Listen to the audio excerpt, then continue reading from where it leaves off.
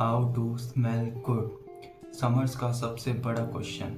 और अगर मैं तुम्हें बोलूं कि इसका रीज़न स्वेट नहीं है, जो तुम्हारी बैड स्मेल आती है उसका रीज़न स्वेट नहीं है, कुछ और है, तो तुम्हें शॉक लगेगा। हाँ, तो उसका रीज़न है स्वेट के साथ जो कंबाइन होता है वो है बैक्टीरिया।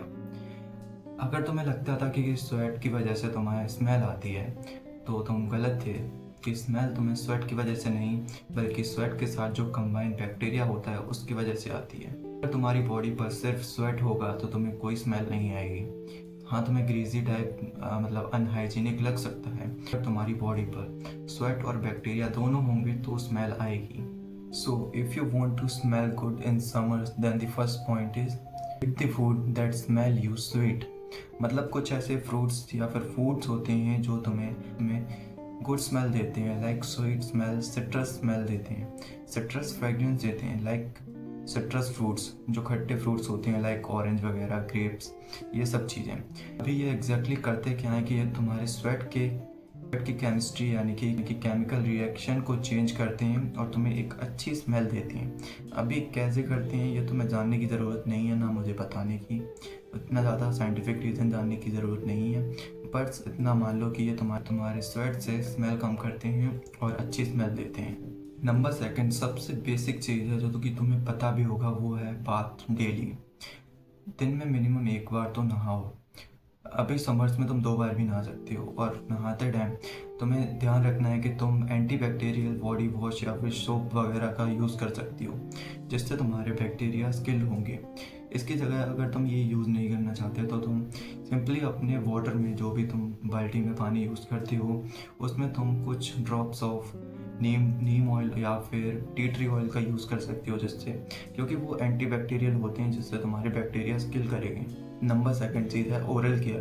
तुम्हें अपने मुंह पर ध्यान देना पड़ेगा, मतलब अपनी ओरल केयर पर ध्यान देना पड़ेगा, क्योंकि इमेजिन करो तुम गर्मियों में तुम्हारी बॉडी से अच्छी स्मेल आ रही है, तुम में से कोई बेकार स्मेल नहीं आ रही है, बट तुम्हारे माउथ से बेकार स्मेल आती है, तो क्या ही इंप्रेशन होगा सामने वाले पर वो। तो तुम्हें ओरल केयर करनी है, मतलब मिनिमम 2 बार ब्रश कर लो, माउथ वॉश कर लो, टंग क्लीन कर लो, ये सभी बेसिक चीज़ें तुम्हें करनी पड़ेंगी ताकि तुम अपनी ओरल केयर को अच्छा करो, जिससे ओवरऑल तुम्हारी स्मेल, तुम्हारी फ्रेग्रेंस अच्छी हो। नंबर 4, यूज़ सिट्रस स्मेल और फ्रेश स्मेल्स। मतलब तुम्हें परफ्यूम यूज़ करना है जिसमें फ्रेशनेस होनी चाहिए, जो कि हो सकता है सिट्रस हो सकता है, वो तुम्हें यूज़ करनी है, जिससे तुम्हें पूरे दिन फ्रेश फील कराएगा। और तुम्हें बेसिक चीज़ पता ही होगी कि परफ्यूम यूज़ करने से पहले तुम मॉइस्चराइज़र यूज़ करो ताकि उसकी स्मेल लॉन्ग लास्टिंग बने। Number 4, use fresh clothes and use camper while storing them. अभी मैं तुम्हें बताता हूँ, मैंने कल एक शर्ट पहनी थी जो कि धुली हुई थी, बट वो मैंने काफ़ी टाइम से पहनी नहीं थी। तो जब मैंने पहना तो उसमें स्मेल आ रही थी, बट वो धुल रखी थी, फिर भी उसमें से स्मेल आ रही थी, क्योंकि जिस जगह पर वो रखी थी वहाँ मॉइस्चर था, वहाँ ह्यूमिडिटी थी, तो उसमें स्मेल आने लगी। वहीं अगर तुम कैंपर का यूज़ करोगे और नेपथलीन बॉल्स का यूज़ करोगे तो वो तुम्हारे स्मेल से दूर रखेगी हमारे क्लोथ्स को। Number 6, avoid heavy foods, oil and sugar. ये 3 चीज़ें अगर तुमने इग्नोर कर दी, अगर ये 3 चीज़ें तुमने अवॉइड कर दी, तो होता क्या है, ये सभी चीज़ें तुम्हारी स्वेट कंपोजिशन को चेंज करती हैं, जो तुम्हें एक बैड स्मेल देती है, क्योंकि ये सारी चीज़ें काफ़ी हैवी होती हैं, जो जिनकी स्मेल अच्छी नहीं होती है। तो तुम्हें ये सभी चीज़ें अवॉइड करनी है, जिससे तुम्हारा डाइजेशन भी इम्प्रूव होगा, इवेंचुअली तुम्हारी स्मेल भी इम्प्रूव होगी। Number 7 and last tip is use cotton और लिनन। हाँ, लिनन मटेरियल थोड़ा महंगा होता है, बट तुम कॉटन यूज़ कर सकते हो।